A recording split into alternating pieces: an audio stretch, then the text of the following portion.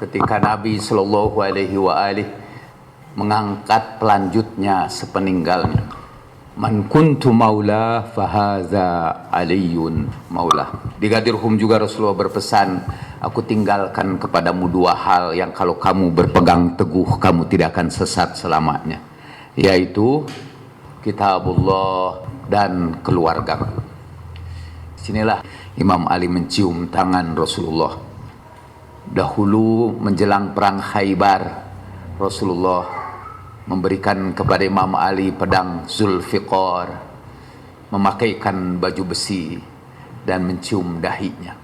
Lewat tangan Imam Ali yang diangkat Nabi, menyebarlah barakatul al-barakah al-Muhammadiyah, keberkahan Rasulullah kepada seluruh alam. Sepanjang hidupnya Imam Ali menegakkan keadilan dan kebenaran. Sepanjang hidupnya ia mempersembahkan dirinya untuk berkhidmat kepada fuqara dan masakin. Sepanjang hidupnya ia menegakkan agama yang berdasarkan keadilan dan kasih sayang. Itu berjalan dari Gadirhum. 80 hari setelah itu, dalam pembaringannya di rumahnya yang kecil yang menempel ke Masjid Nabawi, terjadi peristiwa yang diabadikan dalam berbagai kitab hadis, termasuk Sahihul Bukhari. Dalam Sahih Bukhari disebut kalau nggak salah sampai 5 atau 6 kali hadis ini dengan redaksi yang berbeda-beda. Ini kita kutip dari Sahihul Bukhari, Kitabul Mardo, kitab tentang orang sakit. Bab qaulul marid, bab ucapan orang yang sakit, qumu anni, tinggalkan aku. Biasanya Bukhari menyebutkan judul bab ini sebagai sunnah. Dari hadis itu ada sunnah yang bisa kita ambil pelajaran. Apa sunnahnya? Boleh orang sakit menyuruh tamu-tamunya pergi. Bab qaulil marid, qumu anni, bab tentang ucapan orang sakit, tinggalkan aku. Haddatsana Ibrahim bin Musa qala ana Hisham an Ma'mar, terus wa haddatsani Abdullah bin Muhammad qala haddatsana Abdul Razzaq qala haddatsana Ma'mar an Zuhri an Ubaidillah bin Abdullah an Ibni Abbas qala lamma khudira Rasulullah sallallahu alaihi wasallam wa fil baiti rijalun fihim Amr bin al-Khattab qala an-nabiy sallallahu alaihi wa alihi halummu aktub lakum kitaban la tadillu ba'dahu faqala Umar inna an-nabiy sallallahu alaihi qad ghalaba alaihi al-waja'u wa indakumul Qur'an hasbuna kitabullah fakhtalafa ahlul bait fakhtasamu minhum man yaqulu qarribu yaktub lakumun nabiy sallallahu alaihi wa alihi kitaban dan tadillu ba'dahu wa minhum man yaqulu ma qala Umar wa lamma aktsarul laghwa wal ikhtilafa anhu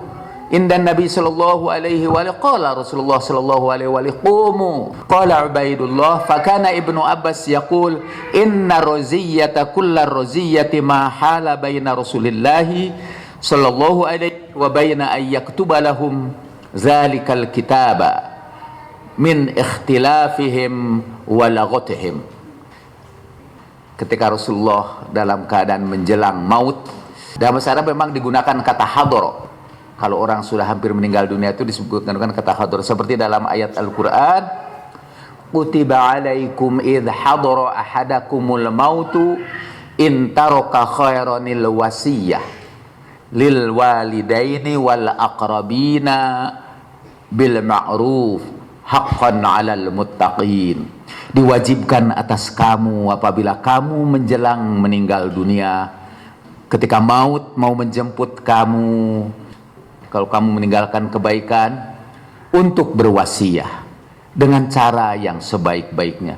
Itu wajib bagi orang-orang yang takwa.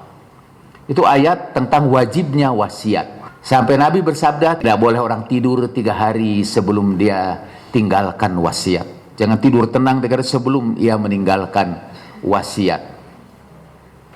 Tapi menurut para ulama ahlu sunnah, wasiat itu tidak wajib.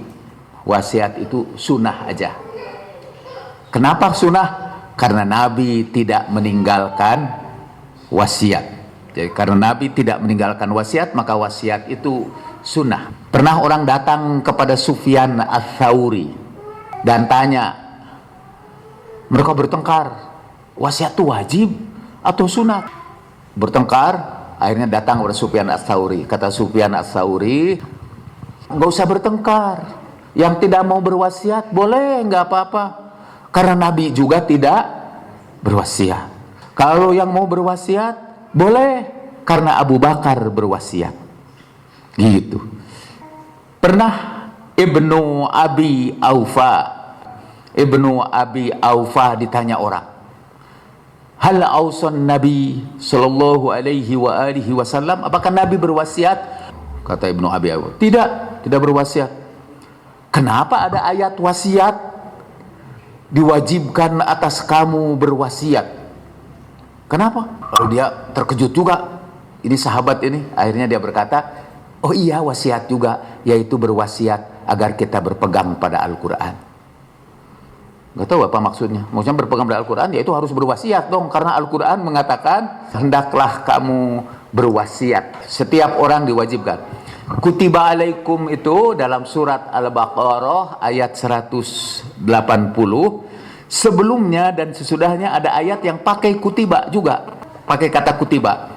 Yang pertama kalau tidak salah, kutiba alaikumul qisas. Diwajibkan atas kamu kisos. Kutiba alaikumul qisas. Diwajibkan atas kamu kisos.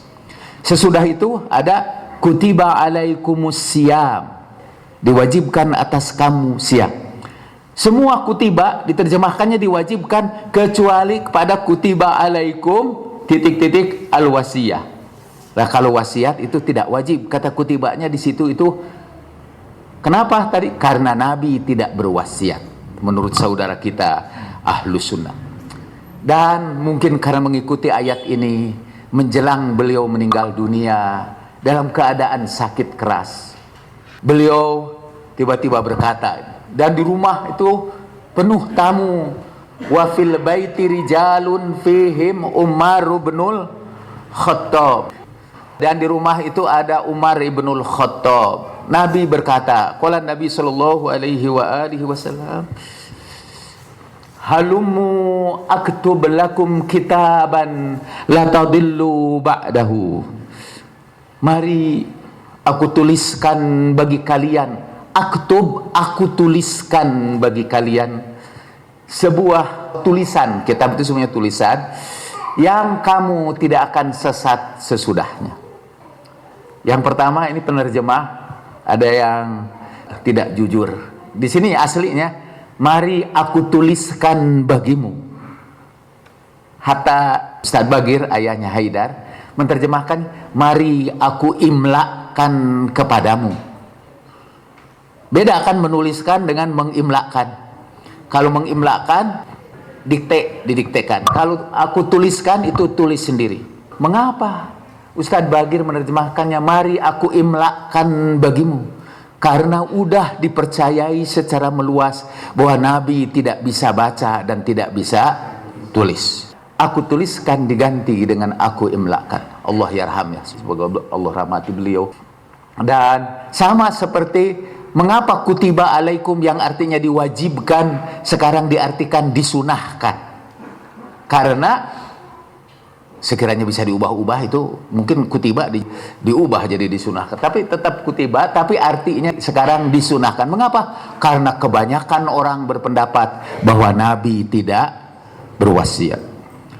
Kalau ada di antara saudara yang mengambil jurusan agama, mungkin bisa membuat sebuah disertasi atau sebuah tesis tentang kesalahan penerjemahan ini dalam Lidwa. Lidwa itu kumpulan hadisnya yang sekarang resmi terbit, program 9 kitab hadis. Akan aku tuliskan bagimu kitab tulisan yang kamu tidak akan sesat selama-lamanya. Faqala Umar, berkata Umar, innan nabiyya sallallahu alaihi qad ghalaba alaihi al-waja'u. Sesungguhnya Nabi sallallahu alaihi wasallam sekarang dikuasai oleh demamnya. Jadi dia sudah tidak sadar, ghalaba alaihi al-waja'u. Dalam kata lain, masih dalam Bukhari juga tapi di tempat yang lain karena Bukhari mengulangnya berapa kali, Umar itu berkata, hajaron nabiyyu sallallahu alaihi wa alihi. Nabi meracau. Orang kalau sakit demam, kalau dikuasai oleh demamnya, ngomongnya itu sudah tidak jelas, meracau. Jadi kata Umar, tidak usah digubris lah Nabi itu. Wa indakumul Qur'an, kan sudah cukup Al-Quran. Pada kalian ada Al-Quran. Hasbuna kitabullah, cukuplah bagi kita kitabullah, kata Umar. Jadi tidak usah lagi didengar Nabi itu. Karena apa? Karena Nabi sedang meracau. Nabi lagi diserang penyakit demamnya. Kalau kita perhatikan, apa betul Nabi itu ucapannya meracau? Perhatikan ucapan Nabi, halumu aktub lakum kitaban la tadillu ba'dahu. Mari bawakan kepadaku sesuatu, akan aku tuliskan bagimu tulisan yang kamu tidak akan sesat selama-lamanya. Setiap orang normal akan mengatakan itu bukan meracau. Masa ada orang sakit lagi demam, coba bawakan ini tinta, aku mau berwasiat kepada kalian yang kalian itu tidak akan sesat selama-lamanya. Meracau itu biasa kata-katanya tidak dipahami, itu meracau. Ini semua orang paham ini ucapan Nabi. Sampai orang yang meriwayatkan hadis itu kepada kita, Ibnu Abbas, hafal dia kata-kata Nabi. Kalau meracau susah itu dihafal. Saya pernah mencoba menghafal kalimat yang meracau, susah. Sudah boleh coba. Makanya menghafal mantra-mantra itu kalau meracau, mantra-mantranya kacau, sukar hafal. Saya menghafalkan mantra-mantra bahasa Jawa, Pak Yani, itu rada ngerti, rada hafal juga. Lungguh hiro ono unyeng-unyeng kang angrekso nyowo tumempel anas sukma sineksenan Gusti Allah sinahidan Rasulullah yahu Allah yahu Allah yahu Allah. Itu doa Sunan Kalijogo. Dan kalau kita baca, kita bisa menaklukkan hati orang. Saudara kan takluk dengerin saya, kena sihir dari pembicaraan saya. Nah itu tidak meracau karena bisa dipahami. Sineksenan Gusti Allah artinya disaksikan Gusti Allah, kan ya Pak ya. Sinahidan Rasulullah, disaksikan oleh Rasulullah. Mungkin dari kata syahid dalam bahasa Arab, oleh bahasa Jawa diselipkan kata in di tengah-tengah yang biasanya berarti di. Nah ini ucapan Rasulullah itu sangat jelas, tapi ditolak mentah-mentah, dianggap Rasulullah kena penyakit menggigau, meracau Nabi Sallallahu Alaihi Wasallam. Fakhtalafa ahlul bait fakhtasamu. Yang ada di rumah itu semua ikhtilaf, malah berantem, itu bertengkar. Minhum may yaqulu, di antara mereka ada yang mengikuti nasihat Nabi, qarribu yaktub lakumun nabiyyu sallallahu alaihi wa alihi. Minhum, di antara mereka ada yang berkata, bawakan, dekatkan kepada Nabi kertas biar Nabi menulis sallallahu alaihi wasallam tulisan lan tadillu ba'dahu. Buktinya tidak meracau, orang ngerti itu maksud Nabi. Bawakan kertas supaya Nabi menuliskan sesuatu, lan tadillu ba'dahu, kamu tidak sesat selama-lamanya. Itu kalimatnya lengkap kalau sudah belajar tata bahasa. Dan dalam kalimat pendek itu ada yang meminta, ada yang diminta, dan ada tujuan untuk apa ia meminta. Jarang ada kita ngomong kalimat yang lengkap itu. Lagi tidak meracau aja kalimat kita tidak lengkap. Ini Nabi itu kalimatnya lengkap. Lan tadillu ba'dahu. Wa minhum, dan di antara mereka man yaqulu ma qala Umar. Di antara mereka ada yang ikut Umar, di antara mereka ada yang ikut Rasulullah. Ini juga termasuk awal perpecahan umat dalam mengikuti perintah Nabi Sallallahu Alaihi Wasallam. Dan ini terjadi 80 hari, mungkin kurang 3 hari sebelum wafat Nabi Sallallahu Alaihi Wasallam. Karena ini peristiwa terjadi pada hari Kamis dan Rasulullah meninggal pada hari Senin berikutnya, 5 hari sebelum beliau meninggal dunia. Berantemlah itu di rumah Nabi, di tengah-tengah orang yang sakit itu. Lamma aktsarul laghwa wal ikhtilafa, dan ketika banyaknya orang cincong itu berantem di hadapan Nabi, Qala Rasulullah sallallahu alaihi wa alihi, dan Rasulullah yang sedang sakit itu berkata, "Qumu." Di sini lucu Bukhari itu. Judulnya sih ada kata aniknya. Di sininya tidak ada kata aniknya. Bukhari emang dalam beberapa hadisnya ini redaksinya bisa beda-beda. Ada yang ada di sini, ada yang hilang di sini, ada di tempat lain, hilang di tempat lain. Nggak pernah Bukhari meriwayatkan satu hadis yang sejenis sama kalimat-kalimatnya, sehingga banyak orang menduga bahwa ia hanya menangkap bil makna, jadi menangkap maknanya. Kemudian ketika ia menuliskan hadisnya di bab-bab yang lain, dia lupa kepada hadis yang diriwayatkannya di bab sebelumnya. Tapi itu bukan urusan saudara, terlalu tinggi itu untuk orang yang belajar ilmu hadis atau yang mau ujian sebentar lagi ya. Insya Allah dengan doa saudara-saudara. Sampai sekarang ujiannya diundur-undur, persis seperti penundaan kabinet, menunggu kabinet kita. Ini ujian saya juga menunggu kabinet tuh. Qala Ubaidullahi, berkata Ubaidullah.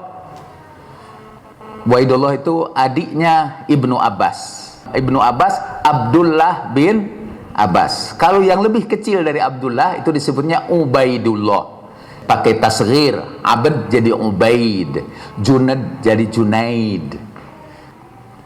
Fakana Ibnu Abbas yaqul, inna roziyata kulla roziyah, sesungguhnya derita di atas derita, tragedi di atas tragedi adalah mahala baina Rasulillahi sallallahu alaihi wa alihi, mahala yang menghalangi, baina Rasulillah antara Rasulullah sallallahu alaihi wa alihi, wa baina ayyaktuba lahum zalikal kitab, dan untuk Rasulullah menuliskan tulisan itu, min ikhtilafihim wa laghatihim, karena pertentangan mereka dan omongan-omongan mereka yang banyak cincong mereka. Itu saya terjemahan saya.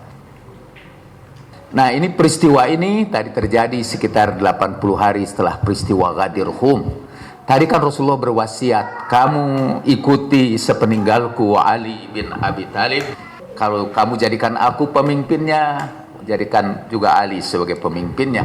Dan pada hari-hari terakhir, berdasarkan perintah Al-Quran, kutiba alaikum idza hadara ahadakumul mautu in taraka khairanil wasiyatu lil walidain wal aqrabina bil ma'ruf. Maka ketika Rasulullah menjelang saat-saat beliau meninggal dunia ini, ketika orang sedang berkumpul semua di tempatnya, Rasulullah berpesan, mungkin dengan suara beliau yang parau karena dalam keadaan sakit, bawakan kepadaku sesuatu biar aku tuliskan bagimu sebuah tulisan yang kamu tidak akan sesat sesudahnya.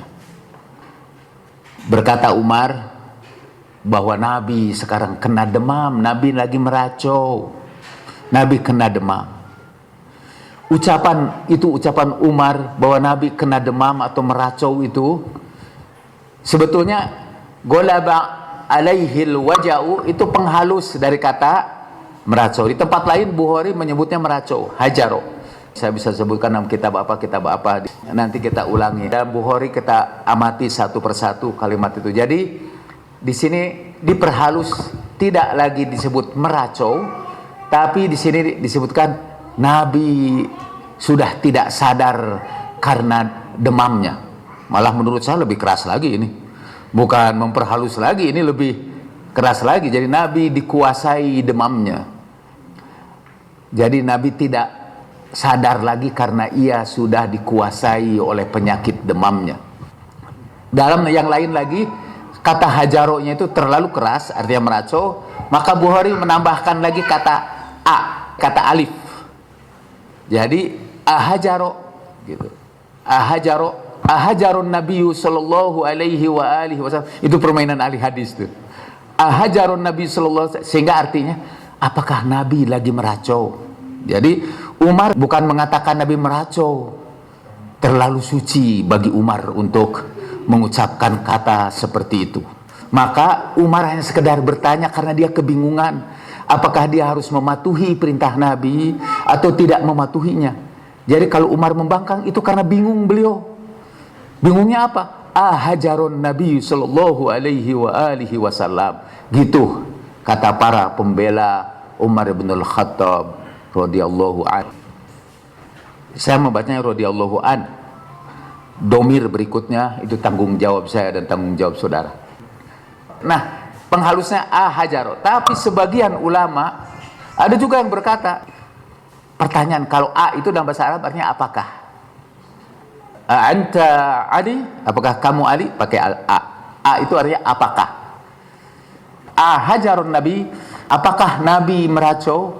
Kata orang tadi, jadi Umar dalam keadaan bimbang dan ragu. Sebagian lagi ulama bertambah, malah itu pertanyaan retoris katanya. Pertanyaan retoris itu sebenarnya dalam pertanyaan itu sudah ada jawabannya. Apakah Nabi meracau? Pertanyaan retoris itu seperti pakai ini. Apakah saudara yakin bahwa saya akan berkhianat terhadap amanat yang saudara berikan? Itu sebetulnya pertanyaan retoris. Bahwa saya tidak akan berkhianat. Gitu, itu pertanyaan retoris. Dan jawaban sudah ada di situ. Jadi hajarun Nabi sallallahu alaihi wasallam, apakah Nabi meracau? Ya, itu artinya sebenarnya ingin menegaskan, gak usah diikutilah. Bukankah Nabi dalam keadaan meracau? Kan itu pertanyaan juga. Bukankah Nabi dalam keadaan meracau? Gak usah diikuti. Apa buktinya bahwa Umar berkata tidak usah diikuti? Karena sesudahnya bertengkarlah itu orang. Yang satu mau mengikuti Umar, wa minhum may yaqulu ma qala Umar, ada yang ikut setuju dengan Umar, yang lain lagi ada yang berkata qarribu yaktub lakumun nabiyyu sallallahu alaihi wa alihi kitaban lan tadillu ba'dahu. Jadi ada dua kelompok, dan setelah itu umat Islam berpecah kepada dua madhab besar. Satu madhab qarribu yaktub lakum kitaban an-nabiyyu sallallahu alaihi wa alihi kitaban lan tadilu ba'dahu, dan satu lagi kelompok wa minhum man yaqulu ma qala Umar, dan sebagian itu ada yang berkata itu tentang mengikuti madhabnya Umar bin Al-Khattab. Oke. Jadi kita ini dari perjalanan tadi dari Ghadir Khum baru sampai kepada pembaringan Nabi yang terakhir. Baru sampai ke rumah kecilnya di samping Masjid Nabawi. Baru sampai kepada peristiwa 5 hari sebelum Rasulullah Shallallahu Alaihi wa alihi meninggal dunia. Tepatnya pada hari Kamis, tragedi hari Kamis, Roziyah Yaumil Khamis, bab tragedi pada hari Kamis.